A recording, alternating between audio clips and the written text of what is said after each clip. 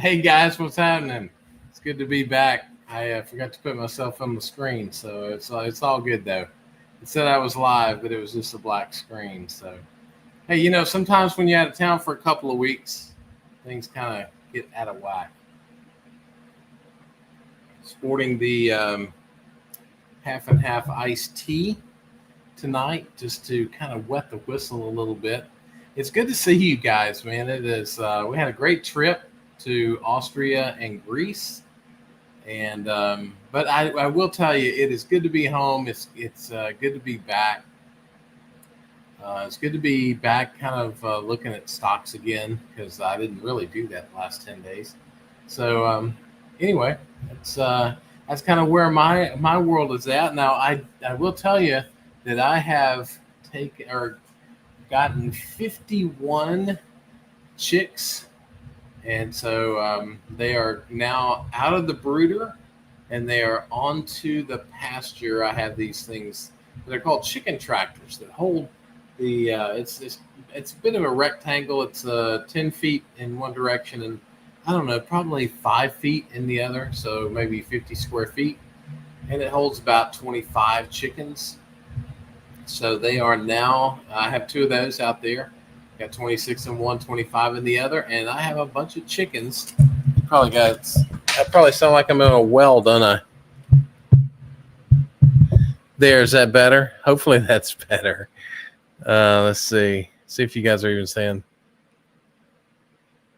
Yeah, that's good. All right. So hopefully that is much better. But anyway, 51 chicks out on the pasture. We did lose a couple of our layer hens while we were gone, one by a predator and one just died of natural causes. But other than that, everything looks good. The bees look good. So I tell you what, the bees have a lot of honey packed up for the winter. So I'm really happy about that. I don't have to feed them very much this winter, which makes it a little easier, and it's the way it's supposed to be. So it's the way it's supposed to be. You get it? All right, let's see who all's on the show tonight. We got a lot of good stuff to talk about, so I'm looking forward to that. We got Mr. Michael Swami is in the house. What a brilliant question. I'm not really sure what question that. Oh, is Corning a candidate for your watch list? That's the question. And it actually came from the Discord. If you are not a member of the Discord, there is a link in the notes to this video. It is free to join. You can join us in there. There's a place in there where you can ask questions. And I saw Mr. Swami's question, and I thought, that'd be a great discussion for our live stream tonight. So we're going to talk a little bit about Corning. Hopefully you guys will enjoy that. Suzuki Man recently moved Corning from his stock portfolio to his rollover IRA portfolio.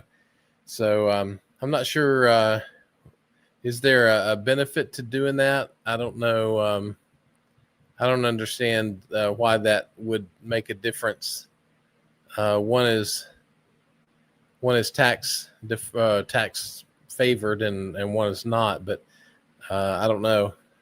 Let me know, Suzuki Man, why that would be an idea. Why would you do that? So there has to be some rationale there. I'm just not following it. So if you can help me out, I would appreciate it. So Suzuki Man's up 100%. That's good, man. He doubled it up. Swami 242%. He's up, and when he bought it 3.5 years ago, someone said good luck. It hasn't gone anywhere for 3 years. I said great, then it's cheap. Yeah, that's one way to look at it for sure. Gorilla Glass is one of the things that they make, and fiber optic cable. Yep, that's another one. Data center, cloud, and AI as well. It's an under the radar stock. I don't know. I think there's a lot of people that know about it. I think there's, we'll just have to see. Pick and shovel. Huh. Yeah, because I guess they're, I don't know, they're not the ones actually burying it, but it would be, I guess Verizon would be burying it, but Verizon is definitely buying it. So,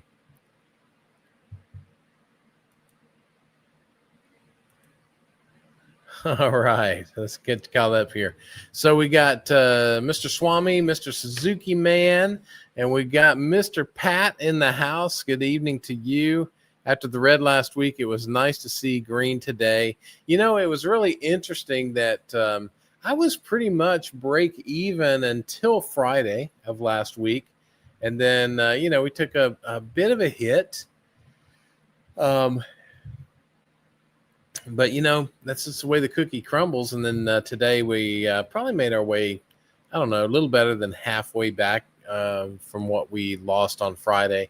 But those things are going to happen, and I see a lot of market sentiment in some of the stuff that's going on. So I think we have to look at things on a long-term perspective.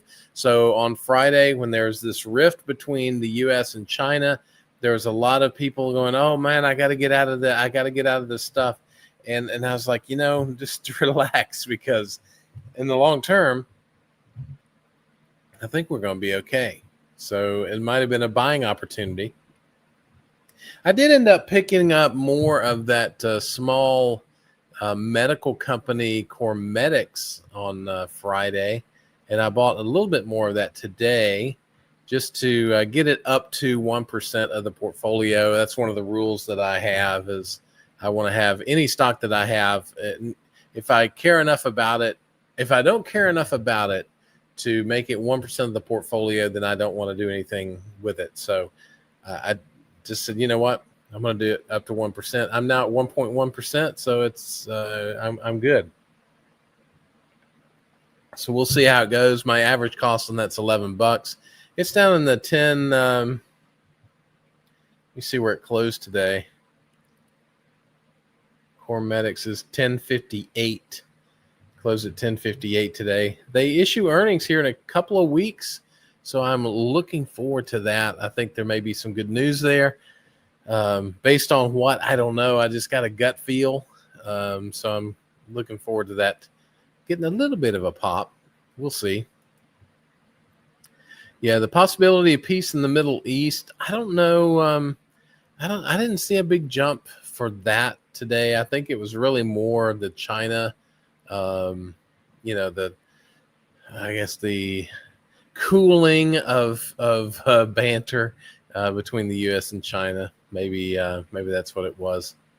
But I am ecstatic for the people in the Middle East, especially those 20 people who were held hostage for 2 years and are now back with their families. I cannot imagine the feelings that are going through those families' minds, and just exhilarated with the return of their people. And also, I'm sure there's still anger related to them being held for 2 years. So, but I'm really excited about what's going on there. Hassan, welcome, and hello back to you. It's good to see you on the program tonight. We got Billy Johnson here. Yeah, welcome home. I am glad to be home. But I tell you what, we had no issues at all on the trip. I think we had one delay, if my memory's right. We had one delay, and that was actually the very first flight. So it put us we had to, hustle to get to the international flight going over. When we went over, we went to Paris. And so getting on that flight, we had to kind of hustle to get to the gate, but we made it, and everything is good. So starts queuing up Sweet Home Alabama. Yeah, that gets played a lot here, Michael. It sure does. That and Dixieland Delight. I don't remember who played that, but that's a big one around here as well.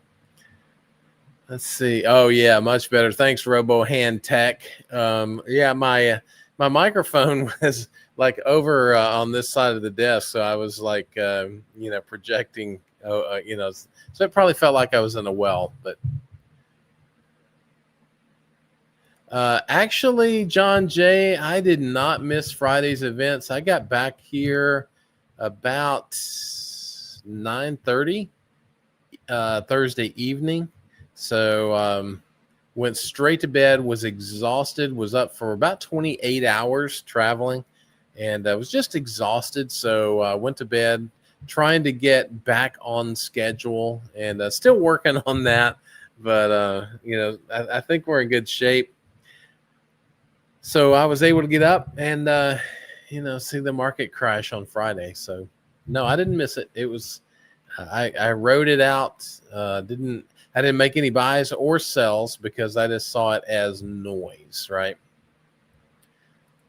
Are the bees predicting a hard winter? I don't know. I don't know how to think about that, Michael. I think, bees, the more I learn about bees, the more I learn that they have to be busy all the time. There are a lot of fall flowers here in the area. We had some goldenrod, and now there's a flower. I'll share this with you guys. I still giggle about it. I'm so immature. There's a flower called a frost aster, and I was out in the pasture and I saw these beautiful little white flowers, and I took a picture. I got this app on my phone that I can take a picture of a flower and it'll tell me what kind of flower it is. So I was expecting it to come back with frost aster. That was what I thought the flower was. And it came back as a hairy aster. So anyway, I had a lot of giggles out of that. So I got a lot of hairy aster out in my pasture. So there you go. But yeah, so are they predicting a hard winter? I don't know, because they're working hard. They have a lot of honey and pollen available, and they are putting it away. So, maybe that's predicting a hard winter, or it may just be that there's enough resources around for them to put that away. I've got more honey in the hives this year going into winter than I've ever had before. So, I'm excited about that. I've got one hive that has 2 honey supers on it, which you guys don't care about all that, but it's 2 honey supers more than I need because it has 2 deep boxes for the brood chamber. So we'll see. I may move some of that honey around to kind of spread the wealth, but we'll see. It's all good. I'm just letting them do their thing. They're working hard. They are flying in and out of that hive, man. It is just like, you need air traffic control, man. They just coming and going. It's just like a spring flow is on. It's crazy. So John Jay wants to know, do I own any BDCs? And I do not. I used to own Main Street Capital Corp. It is my favorite BDC. Second would be Ares Capital, I think. But Main Street Capital is my favorite. But I tell you what, it just ran so far that I just think it's overvalued. And I think it has been coming down. I think I saw somewhere that it was had taken a hit.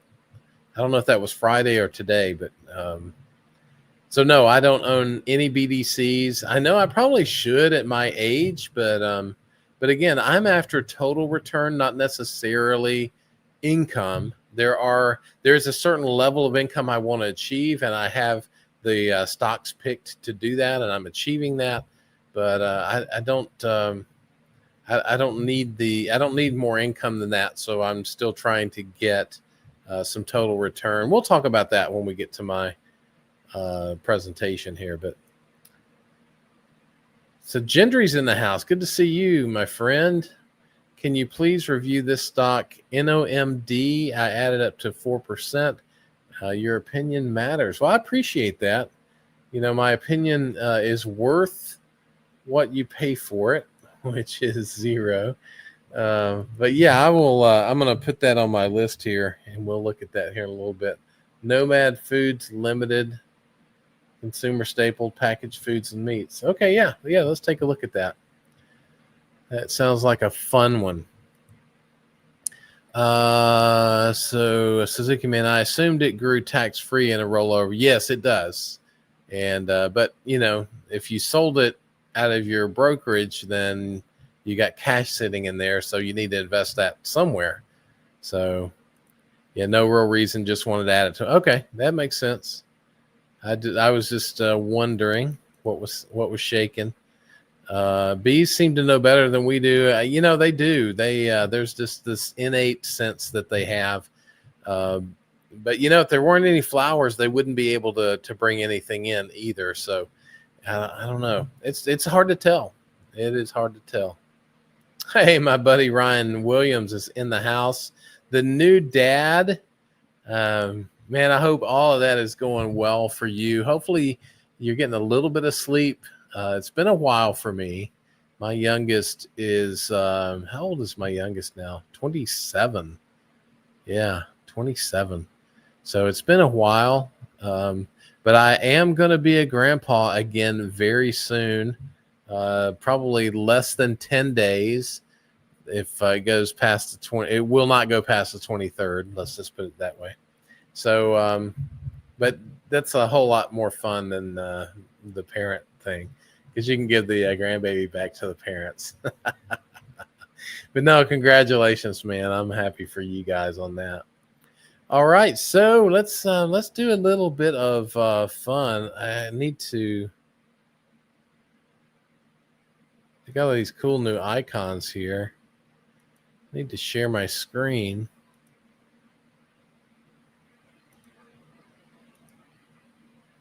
There we go. There's Nomad Foods Limited. We'll get to that in just a second. I think what we'll do first is this. Yeah, let's do this. This will be fun. We'll let's see. Let's get Ryan here. Being a dad is awesome. Best thing ever so far, but we're actually sleeping pretty good over here. That's great to hear. Up and down throughout the night, but it could be worse. Yeah, that is great to hear. And yeah, there's nothing like it, man. I just remember when my firstborn came into this world, and I looked at that little baby, and I was like, oh man, I'm responsible for that. That baby can't survive if I don't provide for it and protect it. And so anyway, it was an aha moment for me. So I don't know if you've had a similar experience, but yeah, congratulations, dude. That's awesome. All right. So is Corning is ticker symbol GLW. Is it a candidate for your watch list? That is the question that Mr. Swami asked. But before we get there, I thought I would update you guys on the AI portfolios. And it's been a little while, so let me refresh your memory. What we did is we went to ChatGPT, we went to Gemini, which is Google's AI, and we asked them what portfolio would you suggest for, I forget how much money we put in there, and we gave it some rules around dividend stocks and things like that. So it came back, both of them came back with a portfolio that they said, hey, this is what we would invest in at this point. I built a spreadsheet and then I also took my portfolio as it was at that moment and put that in there. And then I also built in tracking for the S&P 500, the NASDAQ, and Dow Jones Industrial Average. So there's really 6 things we're tracking. So we started this on August the 11th. So let's take a look at where we are. So we're right at 2 months into this project. Let's see how things are going. Well, unfortunately for Gemini's portfolio, they are down 4.27%. Can you believe that? 4.27% over the last 2 months. So Gemini is in 6th place. It's losing.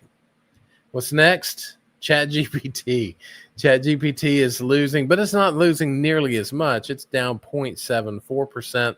If we had invested my whole portfolio at that moment, ChatGPT would be down $71,000, and Gemini's portfolio would be down $71,000, and ChatGPT would be down $12,000. So there's 2 of our 6. Let's see what falls into what place would that be? 4th. 4th place is, drum roll, S&P 500 index. It is up 4.41%. So if we had just put that money in the S&P 500 index, it would be up $73,000. Now let's go to number 3, Dow Jones. Dow Jones is 4.76 since August the 11th. You get to see that date right there. Up 4.76%. We would be up 79,000 if we had invested just in the Dow Jones. Number two is the Wealth Circuit investing portfolio. We are up 5.6% since August the 11th, $93,000 higher. And obviously that means that number 1 is NASDAQ. NASDAQ has been killing it, man. It is,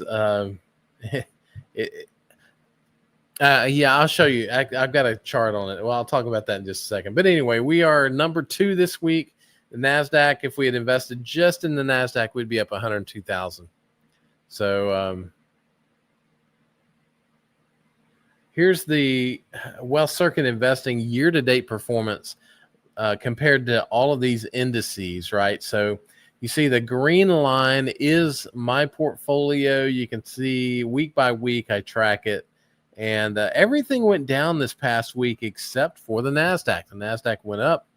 So, we lost some ground, a lot of ground actually on the NASDAQ. But that's okay. Here's the numbers. We were up 4.3%, up 14.3% year to date. S&P was up 12.5. NASDAQ's up 19.8% year to date as of Friday. And Dow Jones is up 8.3. The Russell's up 8.5. You can see where that puts us just on a regular basis. Just, we're 175 basis points better than the S&P 500.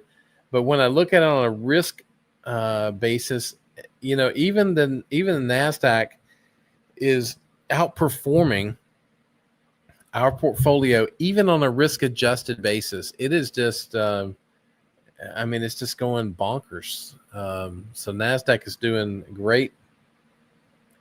So now's a good time for me to talk about this.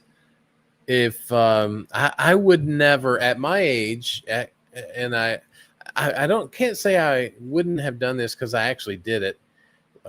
We had put some money in some IRAs, many years ago, and I put those in science and technology, or just technology funds, and they did very, very well. So, if I were younger, I might just hit that technology stuff, But now, at my age, I need a more diversified portfolio. So I'm never going to be 100% technology, which is kind of where we're at with the NASDAQ.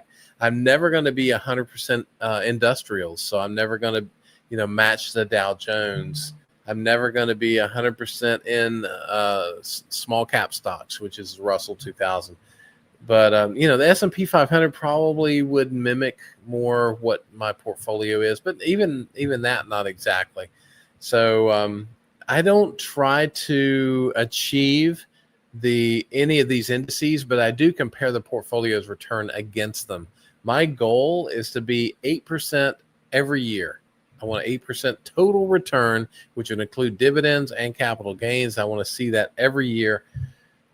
So we're at 14.3. Actually, as of today, let's sneak over here. We made 1.17% today. So we're back in the 15.5% range. You can see that here. So 15.5%, it's not too bad. I'll take that because I'm targeting 8. So that's good. But anyway, that's where the portfolio did this week. Is Corning a good watch list candidate? Let's think about that for a second. They have key segments. They have an optical communications segment. That's where they have, the fiber optics for the 5G and AI data centers. They have a specialty materials segment. That's where this Gorilla Glass comes in. It's evidently a special material that is very resistant to breaking, cracking. So that could be something cool for them. They have a display segment, which would be for TVs, computers, things like that. They have automotive and life sciences and Hemlock and emerging growth. I'm not really sure what Hemlock is, but the newer markets that they're in are like EV batteries, solar, pharma packaging, where they can package pills in like glass bottles, and driver assisted glass technologies. And I'm assuming that is where you can actually see things like your speed and things like that on the glass. So they've got a lot of cool products. They've got a great strategy. Let me see what their year-to-date share price growth is over 80%. So it's gone up quite a bit. When I look at that compared to like 5 years, it's more than half of their growth in the last 5 years has come this year to date. So it might be a little late to the party is the only thing there. It doesn't really mean anything other than that. So, but if I look at their price earnings ratio is now at about 32. The average has been 17.6. I think the average for technology is around 24.5. So they're pretty pricey. They're pretty pricey right now. Then when I look at Morningstar's price versus fair value, the price, this would have been Friday's price, was 82.98. They say the fair value is $47. So it is trading, at least Friday, it was trading at a 77% premium. So might be a little bit pricey. So here's my thoughts. Is it a good watch list candidate? I look at 5 things. One is, do they have a valuable product or service? The answer to that is absolutely. They have a great product. They have many great products in that glass sector. Do they have a solid strategy? They have something they call the Springboard Plan, where they are targeting to grow their sales and also achieve 20% gross margins. So yes, I think they have a good solid strategy. Do they have strong and well-capitalized financial statements? I would say yes. The answer is yes to that. They have, reasonable debt structure. They're not debt-free. I know some people like companies that are debt-free. I'm not one of those, but I know there are people who like debt-free companies. Corning is not debt-free, but it has a solid balance sheet. Does it have a management team that can be trusted to execute the strategy? And I believe so, based on what I saw on a little bit of a deep dive. I think they can be trusted for that. So those 4 pieces actually tell me that it is worthy of being in a watch list. Is it worthy of purchase right now? I would say no, because of the valuation. It is it's pretty pricey. So I would hold back. I don't know that I would buy any at this point, but I will say that I have been tracking it. It is part of my, let me make this bigger. It has been part of my spreadsheet for quite a while, but I will tell you, it is way down here at the bottom. You can see it is the very last stock on the list.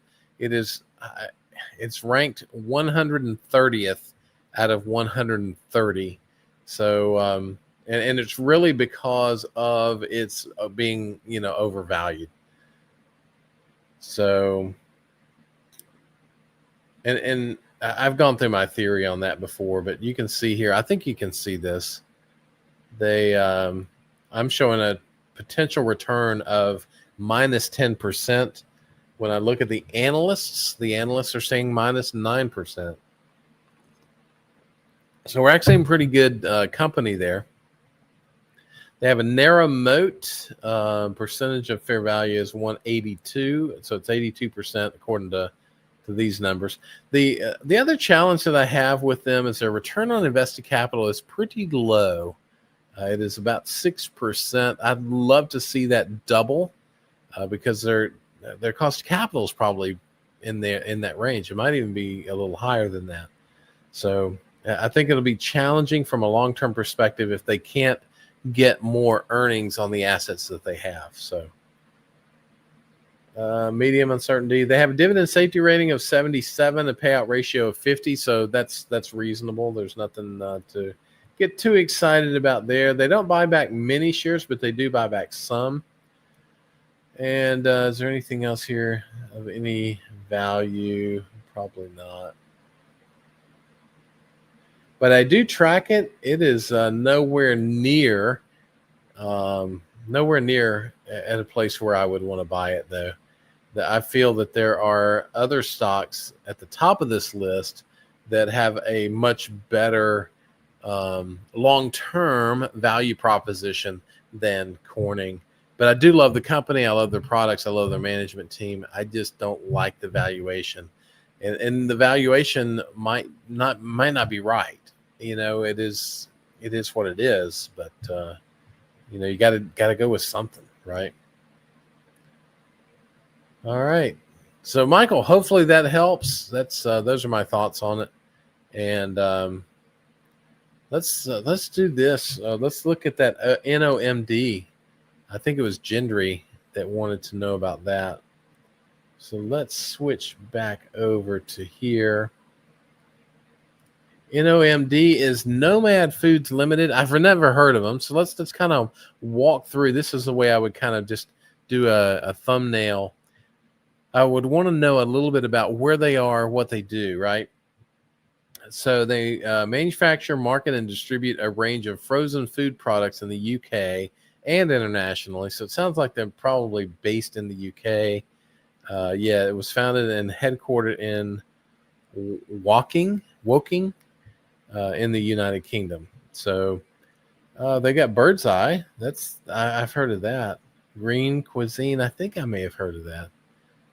I'm looking for others, but that's the only one that I've. So it's basically a prepared foods company, looks like. They have paid a dividend since 2023. So 2023 was their first dividend. They paid, actually it was 2024. Started at 15% and then grew it to 17%. So whatever that is from a growth perspective, it's not 341%.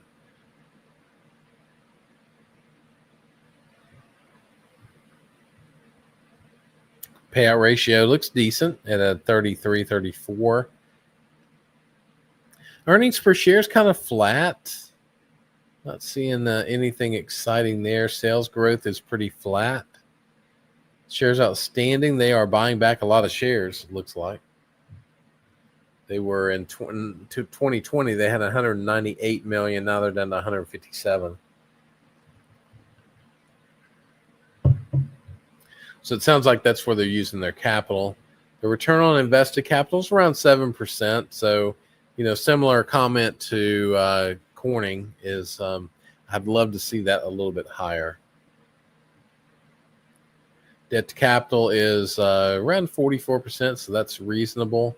The interest coverage ratio is really light, though. I would be concerned that they have too much debt for the earnings that they're getting. So with only a 3.41, that's not much. I would expect it to be around 8, at least 8. So they're about half where I would expect them to be. Let's see if there's anything else cool. Let's see where the analysts think they're going to be. That would be fun. NOMD, Nomad Foods. Well, so the analysts believe that they are going to be 42% higher in 1 year. The top analysts say 51%. So, yeah, the analysts are very high on it. It's 17.25. The price is $12. The expected value for the analysts is now 17.25. So that's going to be about a 42% gain. So the analysts like it. I'm not real wild about it, but there's been stocks I've not been real wild about, and they've done very, very well. So, and then there's stocks I've been wild about that didn't do so well. So, sometimes we win, sometimes we lose. But in this business, in the stock business, You don't have to be right 100% of the time to be wildly successful. You only have to be right not 100% of the time. I don't know what percentage it is, but just sometimes you win, sometimes you lose. But yeah, so analysts are evidently seeing something I'm not seeing. I would need to read some of the analyst reviews. Maybe we can pick one of those. That'd be fun. Here's somebody from Jeffries. And this was today. So as of today, gets a buy from Jeffries. See if they have anything on their strategy. I don't see anything specific to the company. Yeah, sometimes they'll say, why they're doing what they're doing, but I don't see anything in there that I don't see anything that's going to change my mind on it. But analysts are really high on it, Genry. So hopefully that helps.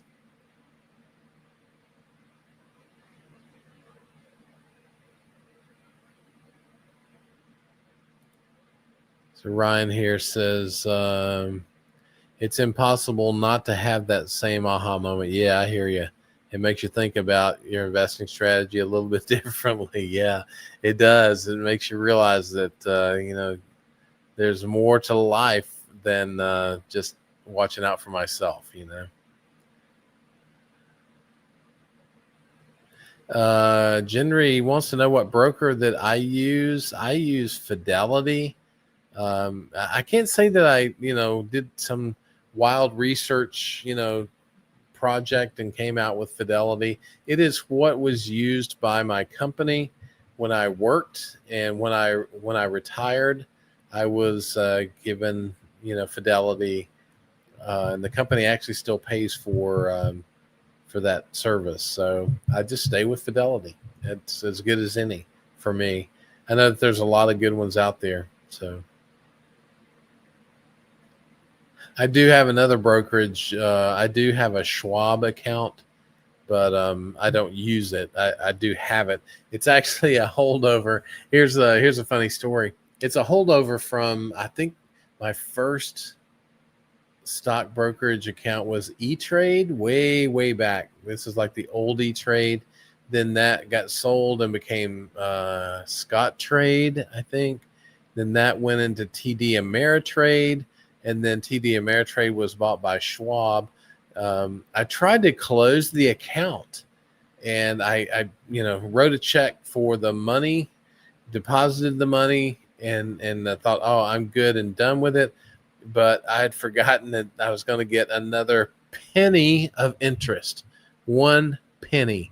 So that penny kept that account open through all of those changes, and I still have that account. It's got some more money in it now, but it's so it's not a penny anymore. But that's the reason they just kept moving my account with that 1 cent in it. It was crazy.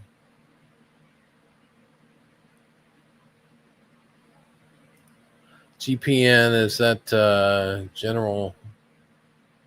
Let me see. Oh, global payments. Yeah, that's looking pretty decent as well. From an analyst perspective, anyway. I don't track them. Let's see what, here, I'll show you guys. GPN. Let's look up GPN on Morningstar. I like Morningstar because they have a lot of good research. They don't cover every stock, but they do cover some. And looks like, there we go. I got the whole screen covered up over here. Let me do this. That'll help.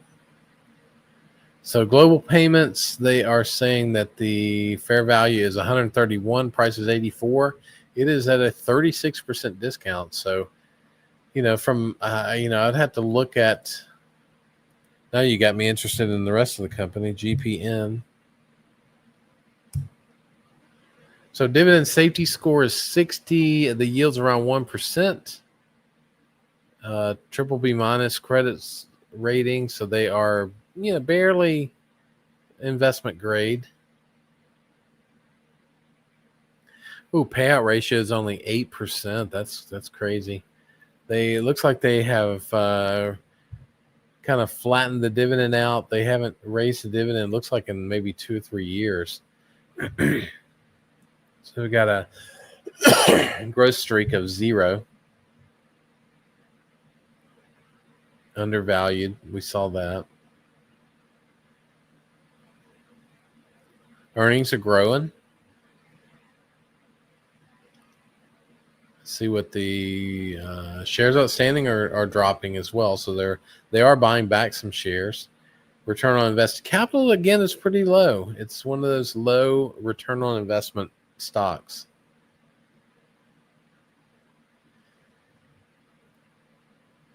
And again, a pretty low interest coverage ratio. So yeah, I think I'm going to wait on that, let them kind of build up some of their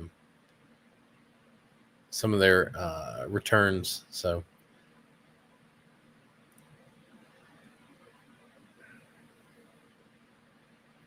Gender, that's my thoughts on GPN. Yeah, glad you got it 42 months ago. Absolutely. This year it has grown by over 80%. So you did well, my friend. So Ryan says, I think, sorry, I kicked my camera. I think Peter Lynch said that something like a 6 out of 10 hit rate would be considered a phenomenal record when it comes to stocks. Yeah, I think, I haven't heard that, but I think that would make sense to me. Because, you just, I'm debating whether to show this or not, but here's my, you can't even see it. Oh, by the way, let me share this with you before I move on to that. I bought a hat. I bought another hat in, where was I? I was in Greece. Bought a hat. Loved the hat. I thought it looked really good. Was wearing it. We were walking back to our vehicles after having visited a place, and a big gust of wind came up, walking across a bridge about 30 feet down. The wind came and just lifted that hat right off my head, and I just saw it doing this all the way down to the ground. So I was like, hey, it's not trying to climb 30 feet down this, bridge to get my hat. So we just left it in Greece. So anyway, I digress. Let's take a look at this. So here's what I did is I started after I retired. I said to myself, I'm going to be the chief investment officer for my family. I'm going to create this portfolio that is going to be my contribution to the family. And so I took money out of different areas and put this portfolio together in 2021. And here it is. April 6th is that I retired April 1st. So it started in April 6th. So you can see that I have about $665,000 in return so far. But what I really wanted to show you is I've invested in, over that period of time, I've invested in 119 companies. I currently only own 24. Went through a lot of learning through that process. But you can see that out of 119, I've lost more than $500 on 12 of those stocks. I'm not sure how this really plays out, but about 51 of those, almost half of them are like break even, just like noise. And I'm sure that's just a lot of learning that I was going through. But I've got 30, 40, 56 that I have gained more than $500 on, and I've got 12 that I lost more than $500 on. But overall, we're up about $665,000. We'll take that. So what is that, a 4.5 year period? So what are we talking, 150, 180 $180,000 a year. I'll take that. Pretty good contribution to the family. So I don't know if that helps or not, but yeah, I think Ryan that makes sense to me. I don't know. I think my hit rate is 56 versus 12, I guess. So I don't know. Can't do the math. That's good thought.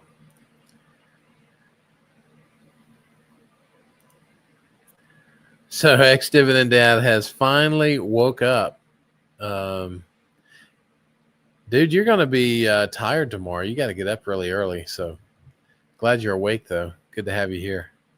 The upside is NOMD is the valuation is 7 PE ratio too low. Let's see. The upside in is the valuation is 7. Valuation is 7. PE ratio too low. So their PE is 7. Is that what you're saying? Let me take a look real quick.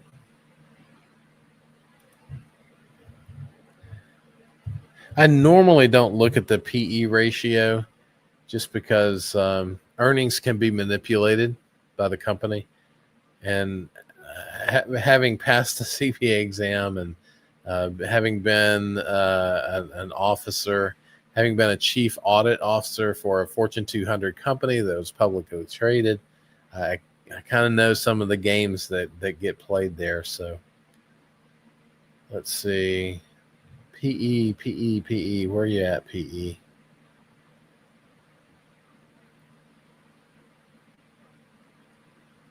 It's not giving me the PE.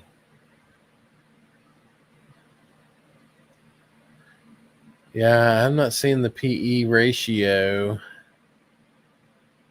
in Simply Safe Dividends. It is missing. Maybe I can find it here. NOMD. Here, I'll let you guys see as I fumble around. NOMD.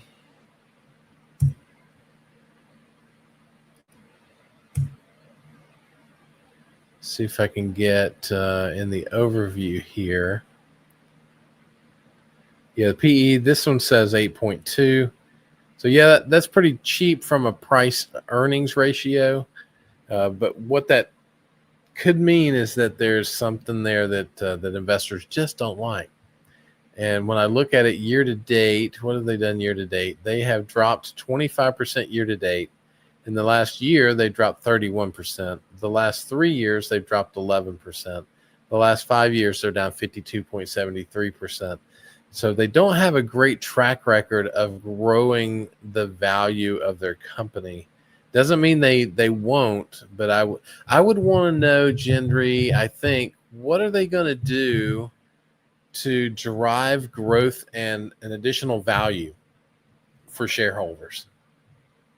Do they have something coming? Is there some creative solution to food service that they're going to bring to the table, or is it just that it looks cheap? If it's just that it looks cheap, I would stay away from it. If it's going to be if they're going to be bringing something to the table that's new and innovative, it's going to give them a competitive advantage over some of their competitors, I would then be a little more open to it. But those are I don't know. Those are my thoughts. Can I look at JKHY? Why not? For you, Mr. Ex-Dividend Dad, I will do that. JKHY. Jack Henry. I have looked at this before. It's a financial company. Analysts are saying about a 19-20% return. Uh-oh.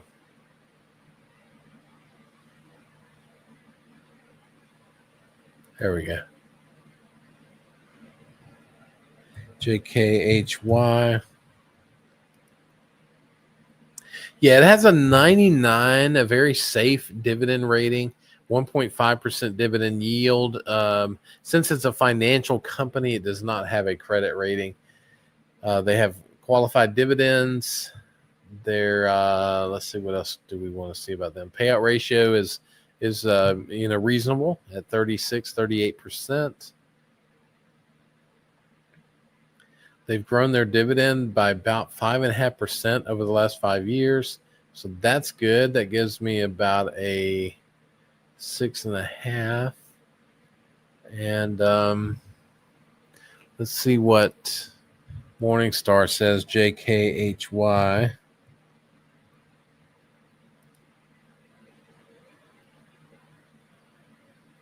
There are 4 stars, so they're at a 20% discount.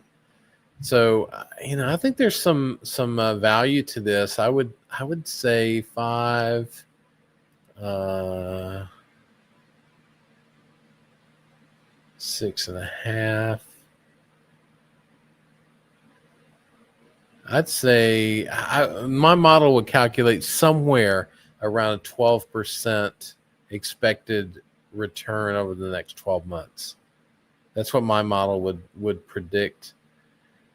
I don't see anything. The earnings are growing. Sales are growing consistently. Shares are coming down slowly.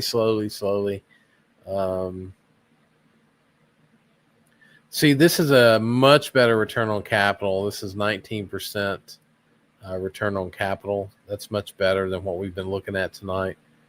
Interest coverage around 54. We said it needed to be above 8. So 54 is above 8.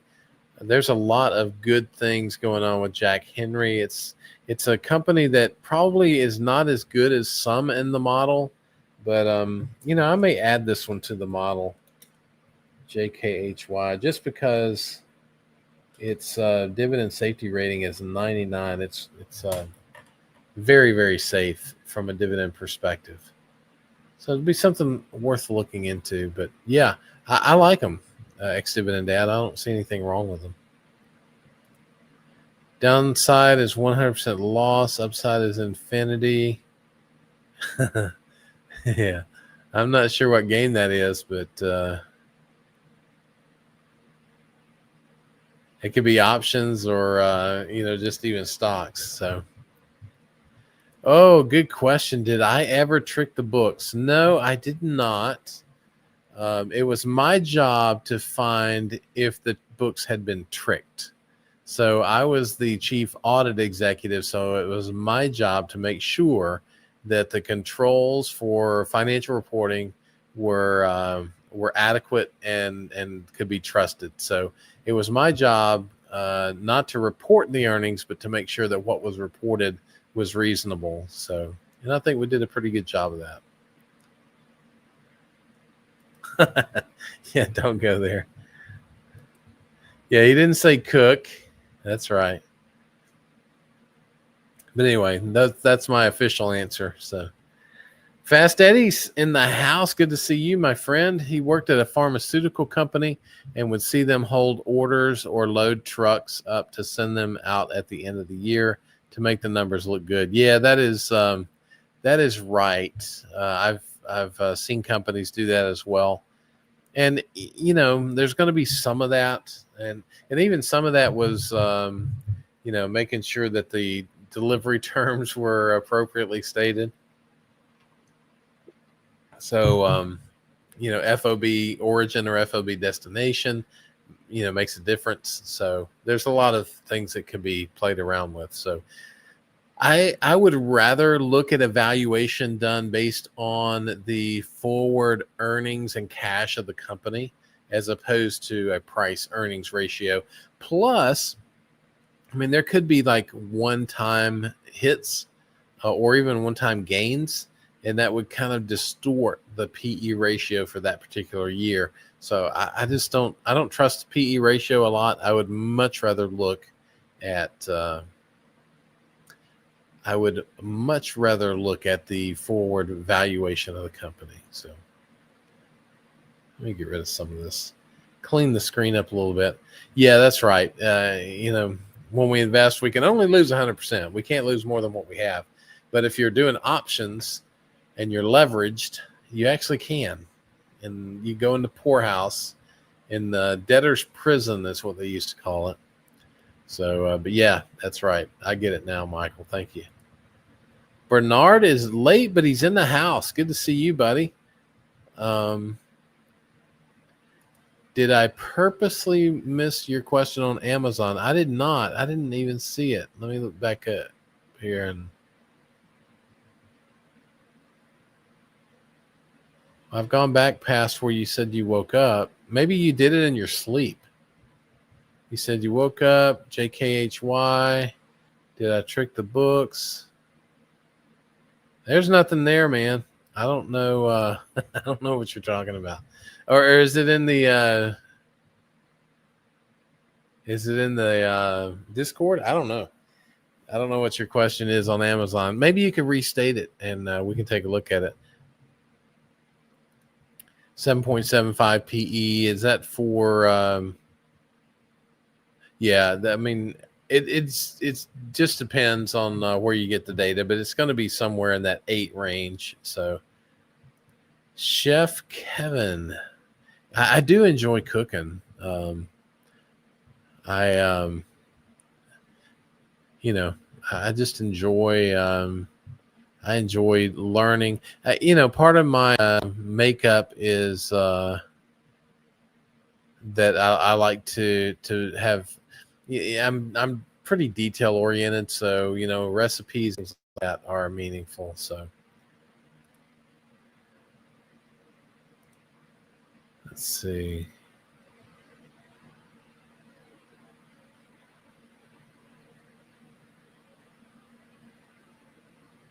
Yeah, it's interesting, ex-dividend dad, because that does not show up on my screen. I see it on what you sent me in the Discord, but let me just switch back up here and see. Yeah, it is not here. Dude, that is crazy.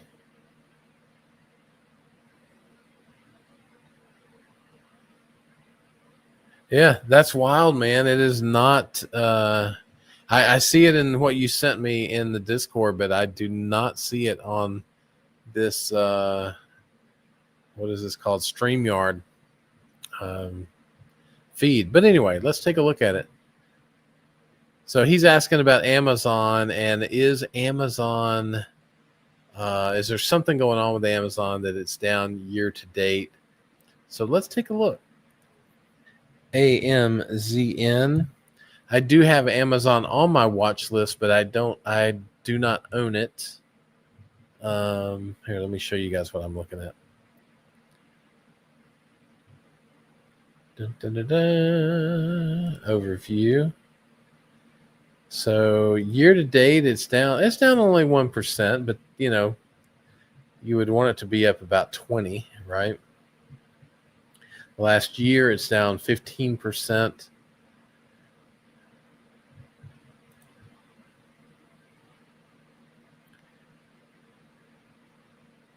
So let's see what the Bulls and the Bears say.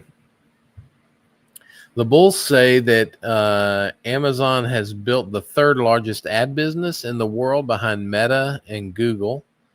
AWS revenue, that is their AI stuff, right? So AWS growth is set for the multi-quarter revenue acceleration supported by a stable cloud environment. Bears say competition challenges, ramping competition, and capacity constraints likely limit incremental upside for AWS. And the FTC announced a $2.5 billion settlement against Amazon related to Prime subscription practices, impacting the company's reputation. So those are the Bulls and the Bears. I'm not wild about Amazon. I don't know. I know it is like ubiquitous. Do you like that word? Ubiquitous. I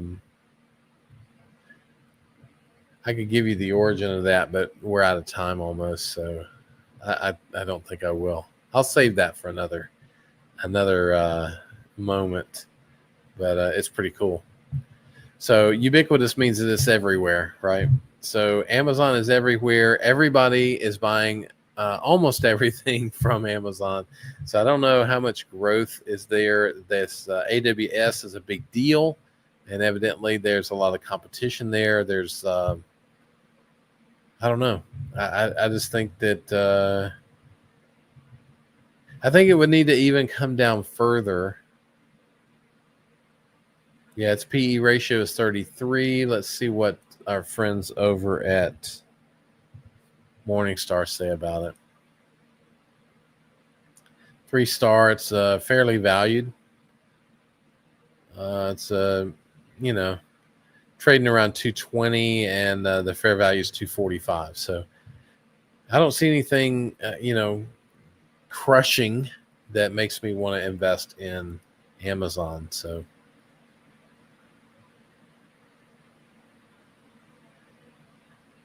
cook some mean honey ham. Yeah, good, Michael. Yeah, I didn't see it, but he sent me a picture in the Discord, and it's on his screen. I just don't see it on mine, so it's weird. Hems or Helm? Oh, he's Hessam. Okay, we finally got there. Good, Bob. Thanks. Yeah, I think I'm holding on to Hessam. I think there's a couple of things going on there. One is that they have assets in the Bakken region, and Chevron, who bought Hess, is indicating that they're going to curtail some of those flows out of the Bakken region. The question would be, how long would that happen? And but here's what else I think is going on. I think if the economy takes off, that it's not going to matter where the assets are. We're going to need the fuel to fuel the economy, and I think Hessam will do very well in that situation. If the economy doesn't grow quickly, then Chevron could say, we're just not going to use the Bakken region as much. It's going to cause an impact to Hessam. But at the end of the day, I also think this is a bit of a conspiracy theory, maybe, but I also think that Chevron may be doing this in order to buy back the outstanding shares of Hessam, do a kind of a repurchase of that company and fold it under Chevron. I don't know if they would like having that company sitting out there. So if they can get the value down, which they have, it's in the $35 range, I think now, then they could buy it back for $40 as opposed to $47 to $50 per share, which is what they were looking at before. So I'm in it for the long term. I don't see any long-term issues with those assets. I think we may have a bit of a downturn here, but if the economy returns, they're going to need the flow. They're going to need that oil and gas coming out of the Bakken region, and I think Hessam will be fine. But we do have to weather this storm and kind of see where it goes. It just depends, I think, on where you think the economy is going to go. If you think the economy is going to even stay stagnant from here, then it might not be something that you want to be in. But if you think the economy is going to grow, if you think onshoring all of these companies, all these jobs and things is going to drive the economy higher, then it might be worthwhile. So that's kind of where I'm at. I'm not buying any more, but it is 3% of the portfolio. So it's I've got a good stake in Hessam. So that looks like I have caught. Oh no, I have not. Yeah, Azure. That's Azure is Microsoft. So maybe I've missed some other comments here as well.